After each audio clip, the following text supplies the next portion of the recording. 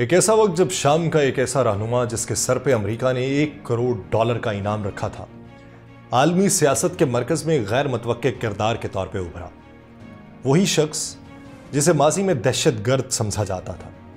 अचानक अमेरिका के ताकतवर तरीन सदर डोनाल्ड ट्रंप की मुलाकात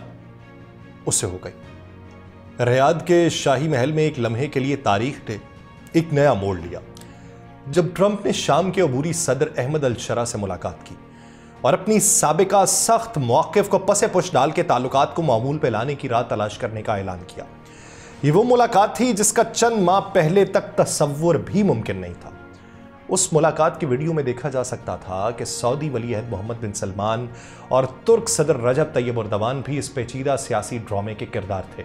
जो शाम के बहरान को हल करने की कोशिशों में शामिल थे। ये कहानी है ताकत, मफादात और तब्दीली की, जहां एक ऐसे इंसान की जिंदगी जिसे दुनिया ने हमेशा एक खतरा समझा, अब खित्ते की किस्मत बदलने की उम्मीद बन गई है। शाम पर आयद पाबंदियों के खात्मे और खित्ते में अमन की तलाश के दरमियान ये दास्तान इंसानी चाहत और जुग्राफियाई सियासत के दरमियान नाजुक तवाजुन की अक्कास है। आप सब पर सलामती हो, मैं यासिर रशीद हूँ और आप देख रहे हैं 92 डिजिटल। नाज़रीन, अमरीकी सदर डोनाल्ड ट्रंप ने गैर मामूली और हैरान कुन कदम उठाते हुए शाम के अबूरी सदर अहमद अल शरा से मुलाकात की, जो चंद माह पहले तक मुहाल महसूस होती थी। शाम में जारी खाना जंगी और पेचीदा सियासी हालात के बायस अमरीका और शाम के ताल्लुकात इंतहाई कशीदा रहे हैं, खास तौर पे उस वक्त जब अमरीका ने शामी रहनुमा अहमद अल शरा के सर पे $1 करोड़ इनाम भी मुकर्रर किया था।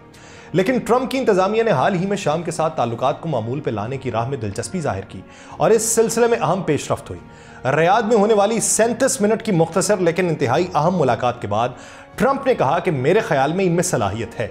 जो इस बात का इशारा है कि अमेरिका शामी हुकूमत के साथ ताल्लुकात में बेहतरी के इम्कानात को तलाश कर रहा है। और इस मुलाकात के बाद अमेरिका की शाम के खिलाफ सख्त पॉलिसी में कुछ नरमी देखने को मिलेगी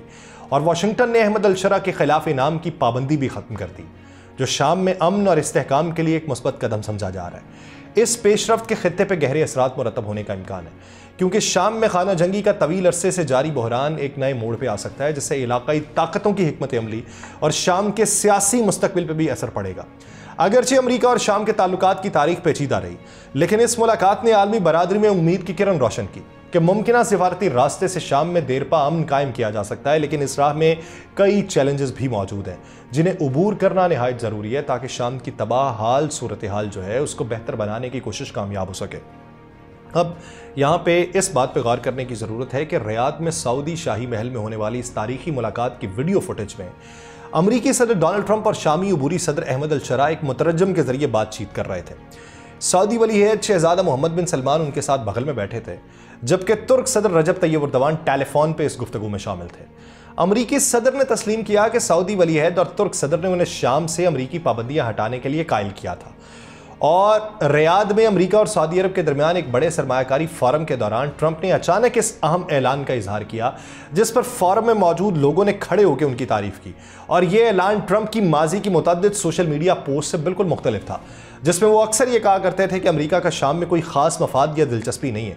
इस तब्दीली ने खित्ते में ताल्लुकात की नौइयत और अमरीकी पॉलिसी के मुस्तकबिल पर गहरे असरात मुरतब करने का इंदिया दिया है। डोनाल्ड ट्रंप ने अपने पहले 4 रोज़ा सरकारी दौरे के दौरान, जिसमें उनके साथ आला सतह का अमरीकी वफ्द और सहाफ़ी भी शामिल थे, शामी अबूरी सदर अहमद अल शरा के बारे में बताया कि वो एक सख्त जान आदमी है जिसका माजी बहुत सख्त है। अहमद अल शरा का ताल्लुक जो है वो इब्तदा में इस्लामी ग्रुप हयात तहरीर अल शाम HTS से था, जो पहले अलकायदा के साथ थी, मगर 2016 में उस तंजीम से अलहदा हो गई।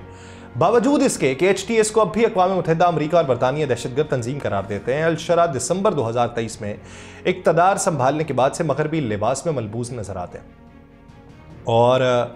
ख़ुद को तमाम शामियों का सदर करार देने की कोशिश भी करते हैं। इन इक़दामात से ये ज़ाहिर होता है कि वो शामी सियासत में अपनी जगह मजबूत करने की भरपूर कोशिशों में मसरूफ़ हैं और शाम की अबूरी हुकूमत में समाजी उमूर की वज़ीर जो हैं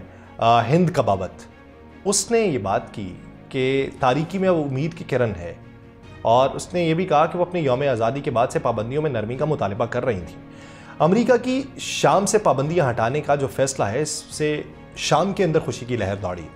जहां 1 दहाई से ज़ायद अरसे की खाना जंगी और शदीद मुश्किलात के बायस तकरीबन 90% शामी लोग गुर्बत के اس کی لکیر سے نیچے زندگی گزار رہے ہیں۔ پابندیوں کے خاتمے سے امدادی تنظیمیں شام میں آسانی سے کام کریں گی، غیر ملکی سرمایہ کاری تجارت کو فروغ ملے گا، جس سے ملک کی معیشت کو نئی جان ملنے کی توقع ہے۔ اور گزشتہ دسمبر میں جب دمشق کے ایک ہوٹل میں لوگ جاتے تھے اور اضافی الیکٹرانک چابی مانگتے تھے تو ریسیپشنسٹ کہتا تھا کہ ہم مشرق وسطیٰ کا شمالی کوریا۔ یہ بہت سارے لوگ اس کے عینی شاہد ہیں۔ اس بیان میں شامی معاشرے کی موجودہ زبوں اور عالمی پابندیوں کی شدت کا عکس جھلکتا تھا۔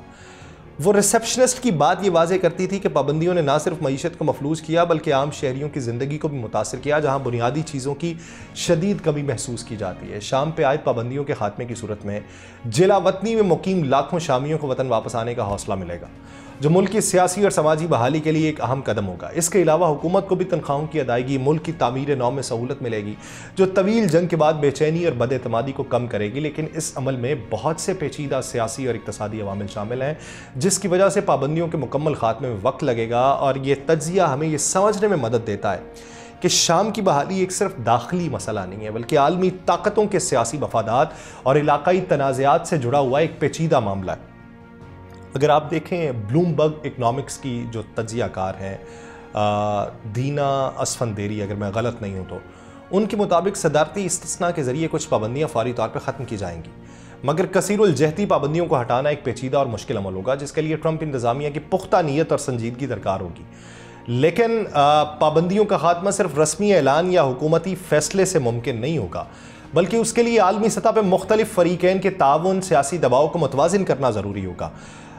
بہت سارے لوگوں کی آراء ہے، سن 2015 کو یاد کیا جاتا ہے کہ جب ایرانی جوہری معاہدہ اور اوباما انتظامیہ کی پابندیوں میں نرمی کے عزم کا وقت تھا، جب تہران میں لوگ آئے تھے، وہاں ایک نیوز کانفرنس میں یورپی یونین کے اعلیٰ خارجی پالیسی کے جو نمائندے تھے، ان کے ساتھ ایرانی صحافیوں نے شدید جذبات کے ساتھ سوالات اٹھائے تھے کہ پابندیوں کی وجہ سے بینک اکاؤنٹ کھولنا بھی کیوں ناممکن ہے۔ تو یہ منظرنامہ ہمیں یہ سیکھنے میں مدد دیتا ہے کہ عالمی پابندیاں صرف حکومتی سطح پہ مسائل پیدا نہیں کرتی، بلکہ عام شہریوں کی زندگی اور معیشت پہ بھی گہرے اثرات اس کے مرتب ہوتے ہیں۔ تو شام کے نئے دوست، جن میں سعودی عرب اور ترکی جیسے علاقائی طاقتیں ہیں، اب نئے شام کی تشکیل کی کوششوں میں سرگرم ہیں، اور یہ طاقتیں نہ صرف شامی بحران کے سیاسی حل کی تلاش میں ہیں، بلکہ اس بات کو بھی یقینی بنانا چاہتی ہیں کہ امریکی صدر ٹرمپ اور ان کی ٹیم اس معاملے میں دلچسپی اور حمایت برقرار رکھیں۔ لیکن ٹرمپ نے یہ واضح کیا ہے کہ شام کے ساتھ تعلقات کو مکمل طور پہ معمول پہ لانے کے لیے وہ کچھ شرائط کے پابند ہے، اور اس کی سب سے اہم شرط جو ہے وہ ابراہیم معاہدے ہیں، یعنی ابراہم معاہدہ جو اس کا ہے اس میں شامل ہونا ہے، جو اسرائیل اور کئی عرب ریاستوں کے مابین تعلقات معمول پہ لانے کا ایک تاریخی عمل ہے۔ اور ٹرمپ اپنی پہلی مدت میں اس معاہدے کو اپنی خارجہ پالیسی کی سب سے بڑی کامیابیوں میں شمار کرتا ہے کہ شام سے تعلقات کی بحالی کے لیے بھی یہی بنیادی شرط ہوگی۔ اور اس تناظر میں شام کے لیے نہ صرف علاقائی طاقتوں بلکہ عالمی سیاسی حالات کے تقاضوں کو بھی مد نظر رکھنا ہوگا۔ الشرا، جنہیں ان کے قریبی دوست حقیقت پسندانہ حکمت عملی رکھنے والا رہنما سمجھتے ہیں، اس نے پہلے یہ واضح کیا تھا کہ وہ اپنے ہمسایہ ملک اسرائیل کے ساتھ ورکنگ ریلیشن شپ قائم کرنے کی اہمیت کو سمجھتا ہے۔ حالانکہ اسرائیل شام میں دہشت گردوں کے ٹھکانوں یعنی فضائی اڈوں، فوجی تنصیبات اور ہتھیاروں کے ڈیپوز پہ بمباری جاری رکھے ہوئے ہے، وہ اس بات کے اوپر زور دیتا ہے کہ یہ ہتھیار غلط ہاتھوں میں جا سکتے ہیں۔ گزشتہ ماہ الشرا نے مبینہ طور پہ امریکی کانگریس کے رکن کورے ملز کو بتایا تھا کہ جو شام ہے وہ اسرائیل کے ساتھ تعلقات کو معمول پہ لانے اور صحیح شرائط کے تحت ابراہم معاہدے میں شامل ہونے کے لیے تیار ہے۔ اسرائیلی میڈیا کی رپورٹس کے مطابق بنجامن نیتن یاہو نے ٹرمپ کے اوپر زور دیا تھا کہ وہ شام پر سے پابندیاں نہ اٹھائے، کیونکہ اسرائیل جو ہے وہ الشرا اور اس کی زیر قیادت جو حیات تحریر الشام ہے، اس فورسز کے ساتھ دیگر مسلح گروہ جن میں غیر ملکی جنگجو بھی شامل ہیں، اس کے بارے میں گہری تشویش رکھتا ہے۔ واشنگٹن کی جانب سے بھی غیر ملکی جنگجوؤں کے خاتمے کو شام کے سیاسی حل کے لیے ایک لازمی شرط کے طور پہ دیکھا گیا، جو الشرا کے لیے ایک بڑا چیلنج ہے۔ لیکن اس نازک موقع کو ٹرمپ نے عظیم موقع قرار دیا، اور لاکھوں شامی اس امید کے ساتھ اس موقع کا خیر مقدم بھی کر رہے ہیں۔ تو بظاہر یہ لگ رہا ہے کہ امریکہ نے اپنے سب سے بڑے اتحادی بنجامن نیتن یاہو کی بات نہیں مانی، جو ایک سفارتی تھپڑ تو ہے بنجامن نیتن یاہو کو۔ اب دیکھیے کہ اس کے نتائج مستقبل میں کیا نکلتے ہیں۔ مجھے دیجیے اجازت، اللہ نگہبان۔